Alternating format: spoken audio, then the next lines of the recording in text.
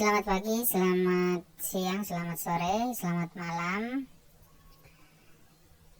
teman-teman dimanapun berada. Selamat datang di perkuliahan riset operasional. Mungkin teman-teman sudah ada yang pernah mendengar tentang riset operasi atau riset operasional. Jadi ini adalah mata kuliah riset operasional. Nah, riset operasi merupakan mata kuliah yang membahas tentang teknik-teknik riset operasi secara kuantitatif yang digunakan sebagai acuan dasar untuk pengambilan keputusan. Dalam mata kuliah ini, kita akan sering menggunakan konsep dasar matematika dan statistika, sehingga diharapkan mahasiswa harus terbiasa dengan angka-angka dan perhitungan. Dalam mata kuliah ini akan banyak sekali pembahasan tentang aritmatika, maka mahasiswa harus terbiasa menggunakan alat bantu seperti kalkulator ataupun software seperti Microsoft Excel ataupun aplikasi POM-QM. Nah teman-teman, selama perkuliahan ini kita akan lebih akrab dengan matematika dan statistik. Walaupun kita bukan jurusan matematika, tapi dalam mata kuliah ini kita akan sangat akrab dengan matematika. Beruntung sekarang sudah ada aplikasi. Kalau zaman dulu semua dihitung dengan manual. Jadi kalau mungkin teman-teman di SMA dulu dilarang menggunakan alat bantu seperti kalkulator dan aplikasi, tapi kalau di sini kita diwajibkan menggunakan kalkulator. Tidak mungkin mau dihitung manual karena waktunya akan sangat lama untuk menghemat waktu. Nah, setelah perkuliahan ini, mahasiswa diharapkan dapat mempunyai kompetensi. Yang pertama, memahami perkembangan dan isu-isu penting dalam permasalahan dalam proses pengambilan keputusan, menjelaskan peran strategis teori pengambilan keputusan dalam aktivitas ilmu manajemen. Yang kedua, memahami konsep dasar dan kajian-kajian dalam teori pengambilan keputusan secara komprehensif, melakukan analisis kasus untuk memecahkan persoalan-persoalan yang berkaitan dengan pengambilan keputusan dalam perusahaan ataupun organisasi.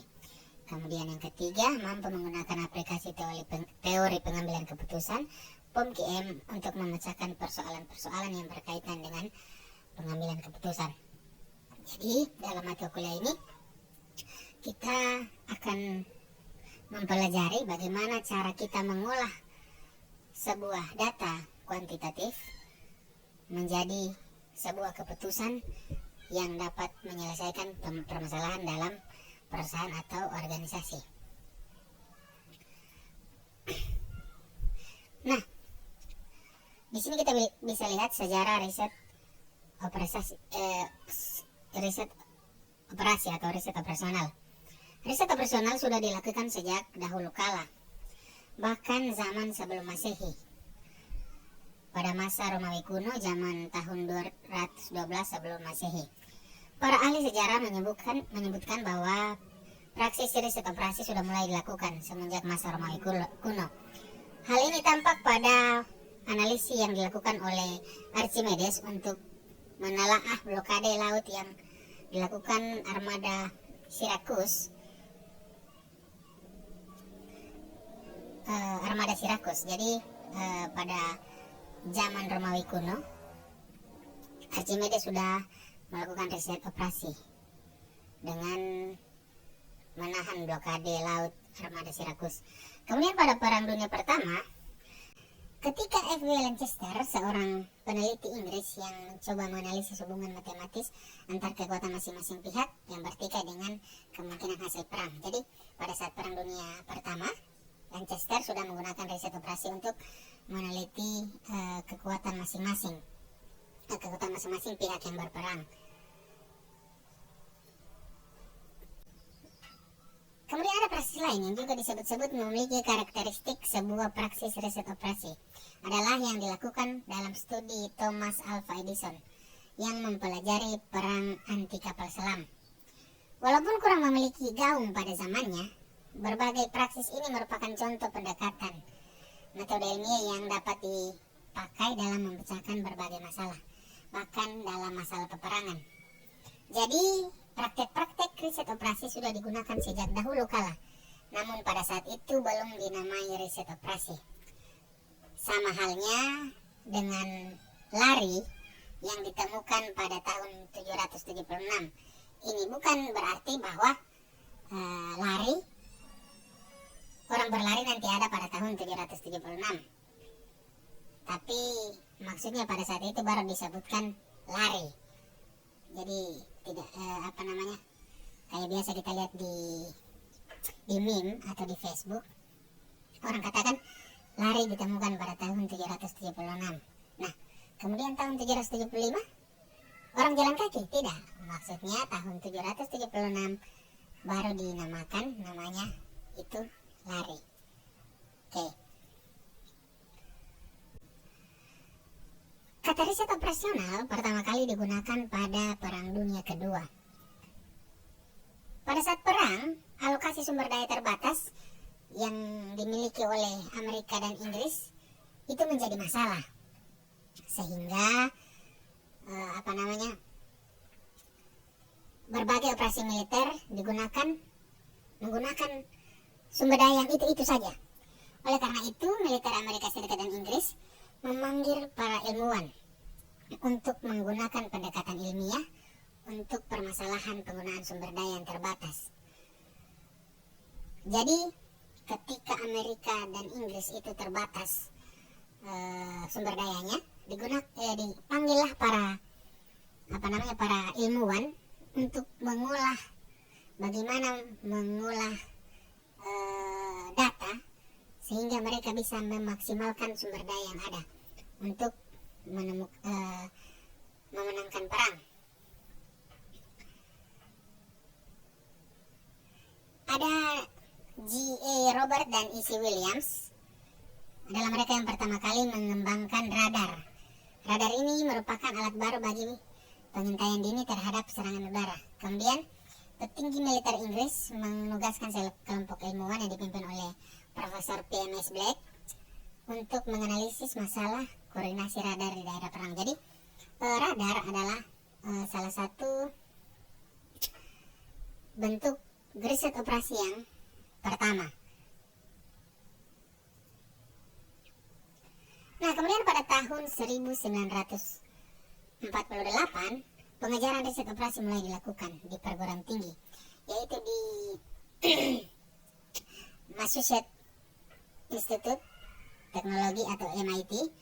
Lalu kemudian beberapa tahun setelah itu disusul oleh perguruan tinggi lainnya seperti University of College London dan Case Western Reserve University USA.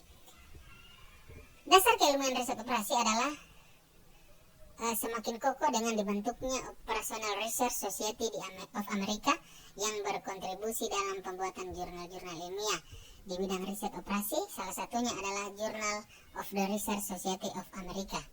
Jadi tak hanya di perguruan tinggi, namun di kalangan ilmuwan juga membuat sebuah organisasi yang khusus mendalami bidang riset operasi.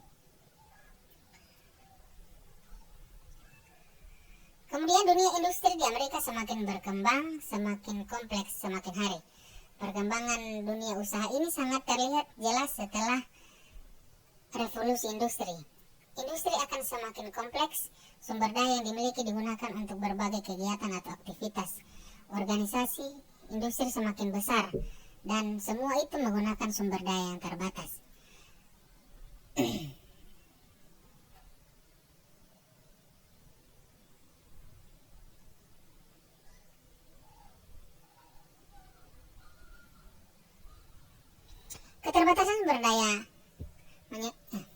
Keterbatasan sumber daya yang menyebabkan kepentingan masing-masing aktivitas atau bagian saling bentrok. Melihat kesuksesan tim riset operasional pada militer, industri secara bertahap juga tertarik menggunakan riset operasional. Sejak tahun 1951, riset operasional diaplikasikan di Inggris dan juga di Amerika Serikat. Sejak itu, riset operasional memberikan dampak yang besar pada organisasi manajemen, baik jumlah maupun variasi aplikasinya yang bertumbuh dengan sangat cepat. Jadi, jika kita lihat Dari sejarah, riset operasi ini adalah sebuah alat yang digunakan atau sebuah metode yang digunakan ketika sumber daya yang terbatas, ketika sumber daya perang atau sumber daya industri itu terbatas, digunakanlah riset operasi untuk memaksimalkan sumber daya yang terbatas tadi. Kira-kira seperti itu. Nah, di sini ada definisi riset operasi menurut para ahli. Yang pertama itu menurut Churchman, Arkoff, dan Arnoff. Riset operasi sebagai aplikasi metode-metode, teknik-teknik, dan peralatan-peralatan ilmiah dalam menghadapi masalah-masalah yang timbul dalam operasi perusahaan dengan tujuan ditemukannya pemecahannya optimum dalam masalah-masalah tersebut. Kemudian ada menurut Siswanto, riset operasi adalah suatu pendekatan kuantitatif yang digunakan dalam menyelesaikan suatu persoalan di mana matematika dan statistika memegang peranan yang sangat dominan. Kemudian ada S.L. Cook, operation research dijelaskan sebagai suatu metode, suatu pendekatan, seperangkat teknik, sekelompok kegiatan, sesuatu kombinasi dari beberapa disiplin, suatu perluasan dari disiplin-disiplin utama, matematika, teknik, dan ekonomi, suatu disiplin baru, suatu lapangan kerja, bahkan suatu agama. Nah, secara umum dapat kita simpulkan bahwa riset operasi adalah aplikasi metode-metode, teknik-teknik, dan peralatan ilmiah dalam menghadapi masalah-masalah yang timbul dalam operasi perusahaan dengan tujuan menemukan pemecahan yang optimal. Dalam kehidupan sehari-hari, seringkali kita menjumpai masalah-masalah dengan tingkat kesulitan yang berbeda-beda. Jadi, intinya riset operasi adalah metode atau teknik atau alat yang digunakan untuk memecahkan masalah-masalah yang terjadi dalam perusahaan maupun di luar perusahaan atau dalam organisasi atau bahkan dalam kehidupan sehari-hari. Nah, di sini kita bisa lihat kegunaan riset operasi. Seiring perkembangan dunia industri, dengan adanya sejarah riset operasi yang kini didukung dengan kecanggihan teknologi komputer, maka riset operasi semakin banyak digunakan pada berbagai bidang dalam menangani masalah rumit.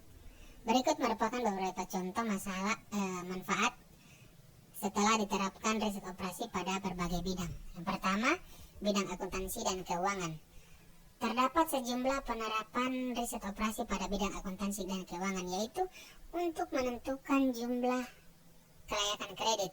Riset operasi juga digunakan untuk menugaskan tim audit yang efektif, meningkatkan efektivitas akuntansi biaya, dan alokasi modal investasi pada berbagai alternatif.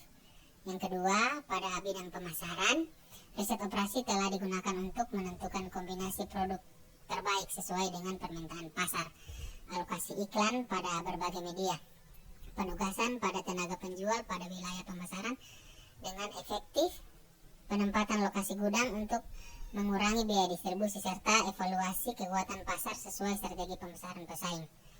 Kemudian yang berikut ada di operasi produksi. Kemudian ini yang paling sering dan yang akan banyak kita pelajari nanti, yaitu di operasi produksi, misalnya menentukan bahan baku yang paling ekonomis guna kebutuhan pelanggan, meminimalisir persediaan ataupun inventory, menyeimbangkan jalur perakitan pada berbagai jenis operasi, dan meningkatkan kuantitas pada operasi manufaktur dengan sebagainya. Kemudian kesimpulannya, riset operasi berhubungan dengan dua kata, yaitu riset yang selalu menggunakan metode ilmiah dan operasional yang selalu berhubungan dengan proses atau bagaimana sebuah kegiatan berlangsung. Contohnya dengan adanya proses produksi, proses mengirimkan barang, serta proses dalam memberikan pelayanan serta adanya antrian jangka panjang. Itulah mengapa riset operasi sangat berguna untuk memecahkan masalah kompleks dengan cara mengarahkan dan mengendalikan sistem luas terkait kehidupan manusia pada berbagai kegiatan.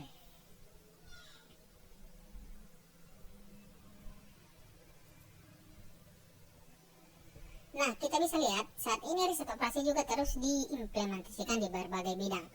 Mengapa? karena telah disadari kegunaan atau manfaat dari riset operasi dalam segala bidang, di mana ketika ada tuntutan untuk seproduktif mungkin dengan sumber daya yang terbatas. Misalnya dalam perusahaan, ketika seorang manajer diharuskan untuk mampu membuat bisnis usaha menjadi lebih produktif, namun terkendala dengan beberapa hal. Misalnya sumber daya dan tenaga kerja, waktu, bahan baku, uang, serta modal dan teknologi yang terbatas. Jadi seperti prinsip ekonomi adalah mendapatkan keuntungan yang sebesar-besarnya dengan sumber daya yang seminimal mungkin. Nah, jadi ketika dalam suatu organisasi, dalam perusahaan, kita sering yang namanya terkendala dengan tenaga kerja yang terbatas, waktu kerja, bahan baku, modal, teknologi, dan lain-lain. Jadi sumber-sumber yang terbatas ini kita olah menjadi lewat riset operasi menjadi keuntungan yang sebesar mungkin dengan sumber-sumber yang terbatas ini. Nah, dengan mempertimbangkan keterbatasan sumber daya yang ada, diperlukan metode agar dapat memperoleh hasil yang optimum. Sebelum pekerjaan dilaksanakan, perlu dilakukan terlebih dahulu riset untuk memperoleh rancangan. Misalnya dalam perusahaan mebel yang ingin membuat produk dari kayu. Sebelum melakukan pekerjaan, maka manajer atau pelaku usaha perlu merancang beberapa jumlah produk yang harus diproduksi berdasarkan jumlah kayu yang dimiliki, batas waktu pengerjaan, jumlah karyawan, dan hal-hal lain, sehingga pada akhirnya mebel tersebut bisa merancang jumlah produksi tertentu untuk memperoleh keuntungan yang maksimal. Jadi contohnya ini dalam mebel, misalnya ada sebuah mebel yang ingin membuat meja, kursi, atau lain-lainnya, mereka tidak bisa sembarang produksi. Bisa saja mereka sembarang produksi, kita produksi 5, kita produksi 6, tanpa mempertimbangkan sumber daya yang ada.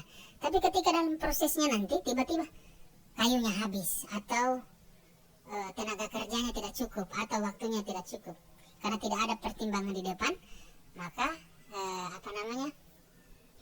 pekerjaannya berantakan. Jadi perlu adanya riset atau perencanaan di awal tentang berapa waktu yang kita miliki, berapa bahan baku, dan lain-lain, sehingga jumlah yang kita produksi itu pas. Jadi tidak kurang, tidak lebih, tidak merugikan namanya. Kira-kira seperti itu.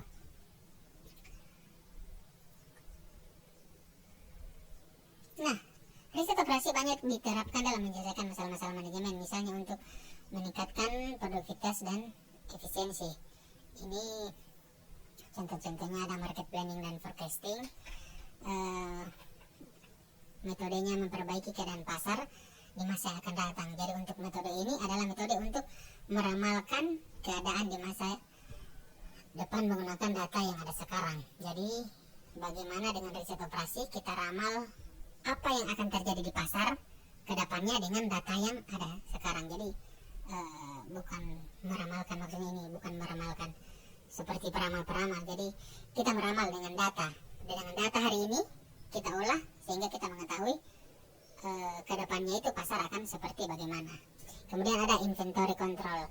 Inventory control adalah metode untuk memaksimalkan persediaan agar sebuah bisnis memiliki inventory yang ideal dan dapat memenuhi permintaan secara cepat. Jadi inventory ini perlu dikontrol atau penyimpanan. Ketika penyimpanan kita berlebihan, akan ada barang yang busuk, barang yang rusak karena kelamaan disimpan di gudang. Begitu pula sebaliknya, ketika persediaan kita itu kurang, ketika ada orang mau beli, tiba-tiba persediaannya sudah habis. Nah, itu sudah mengurangi peluang kita untuk mendapatkan keuntungan lebih. Jadi perlu dikontrol inventory ini sehingga barang itu pas-pas di dalam, tidak lebih tidak kurang, sehingga bisa mendapatkan keuntungan yang maksimum. Kemudian ada yang ketiga, production planning and scheduling. Nah, metode ini adalah dimana kita harus merencanakan produk kita yang harus kita produksi dengan waktu yang tepat, jumlah yang tepat, dan lain-lain. Nah, ini kurang lebih sama dengan yang tadi, dengan inventory control, tapi ini dia berkaitan dengan produksi. Jadi kita perlu merancangkan penjadwalan untuk produksi. Jadi perusahaan itu tidak sembarang untuk produksi.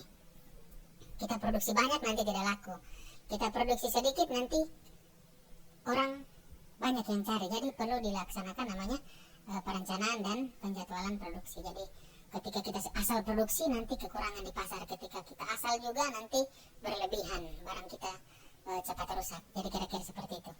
Kemudian ada capital budgeting. Capital budgeting adalah sebuah proses evaluasi bisnis guna menilai layak atau tidaknya sebuah proyek atau rencana besar perusahaan yang dilaksanakan.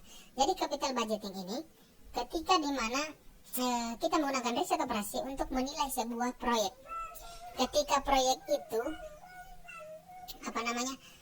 layak untuk dikerjakan atau tidak.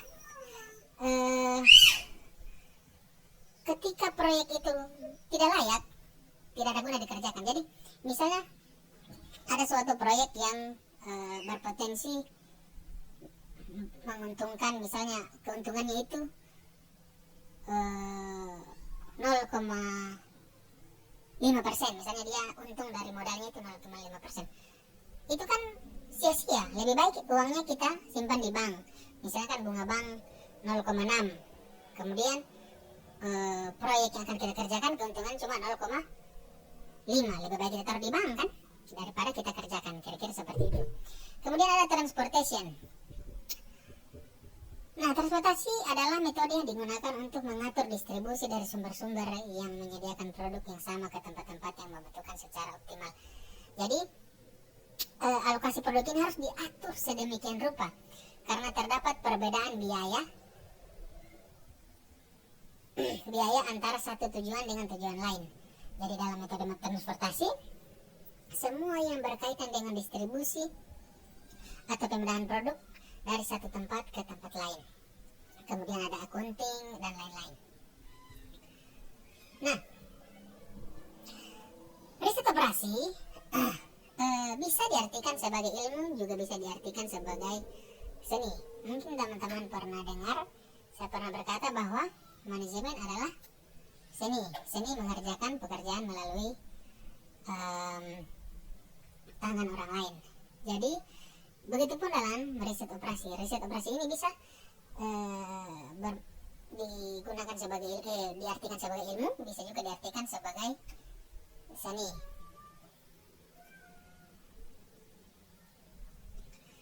Tujuan riset operasi yaitu menyelesaikan persoalan dalam proses pengambilan keputusan. Tapi sebelumnya harus diidentifikasi dulu dua komponen utamanya, yaitu tujuan atau objektif, kemudian variabel-variabel. Nah, dalam usaha biasanya tujuan akhir yang diartikan sebagai memaksimumkan laba atau meminimumkan biaya. Jadi kan dalam usaha itu tujuannya dua, memaksimumkan laba dengan meminimumkan biaya, mendapatkan laba yang sebesar-besarnya dengan biaya yang sekecil-kecilnya. Jadi dalam usaha atau perusahaan tentu ingin mendapatkan untung. Semakin besar keuntungan yang diperoleh dengan biaya yang seminimum mungkin adalah cita-cita dari semua usaha. Nah, impian dari semua usaha adalah mendapatkan keuntungan yang sebesar-besarnya dengan biaya yang sekecil-kecilnya. Dalam bidang lainnya seperti non-profit, misalnya puskesmas, tujuannya itu adalah kualitas pemberian pelayanan kepada pelanggan. Jadi bagaimana kualitas yang diberikan kepada pelanggan.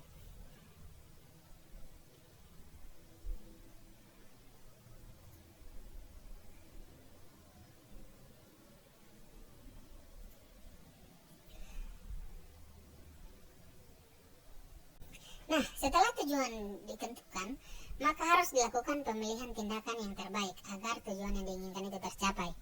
Jadi setelah tujuan diketahui, misalnya ingin mendapatkan laba, memaksimalkan laba atau biaya yang minimal, atau pelayanan terbaik, maka perlu dilakukan pemilihan untuk tindakan selanjutnya agar tujuan yang diinginkan tercapai. Kemudian kualitas yang dalam pemilihan tindakan yang terbaik sangat tergantung pada pengetahuan si pengambil keputusan atau manajer terhadap seluruh alternatif tindakan yang mungkin. Jadi dari sekian banyak kemungkinan, baik atau buruknya tergantung dari kualitas si pengambil keputusan. Makanya tadi saya bilang riset operasi ini bisa sebagai ilmu, bisa sebagai seni. Jadi di sini juga dibutuhkan kreativitas dari si pengambil keputusan atau si manajer. Ketika semua sudah diolah, ada beberapa output yang dihasilkan. Jadi tergantung kreativitas dari si manajer atau si pengambil keputusan untuk mengambil keputusan mana yang paling bagus untuk dilakukan dalam perusahaan. Nah, untuk dapat menentukan tindakan, maka manajer harus mengidentifikasi variabel-variabel yang dapat dikendalikan oleh si pengambil keputusan. Nah, di sini ada pendekatan riset operasional untuk memecahkan masalah. Ya, pertama itu observasi, kemudian identifikasi masalah, kemudian konstruksi model, kemudian dapat solusi, kemudian dilaksanakan. Jadi sudah dilakukan di sini. Kedua, konstruksi model dan solusi ini adalah teknik manajemen sains. Jadi observasi, definisi masalah. Ketika kita observasi, kita melihat, kita mendapatkan masalah. Nah, kemudian ketika teknik manajemen sains kita gunakan konstruksi modelnya, kemudian kita dapat solusi, lalu kita laksanakan. Nah, kedua poin ini yang paling penting, konstruksi model dan solusi. Oke. Kemudian terdapat 5 tahapan yang harus dilakukan untuk memecahkan masalah dengan menggunakan metode riset operasi, yaitu pertama itu memformulasikan persoalan, kemudian membuat model matematik, kemudian menurunkan suatu penyelesaian, kemudian menguji model dan solusi, kemudian mengimplementasikan hasil studi.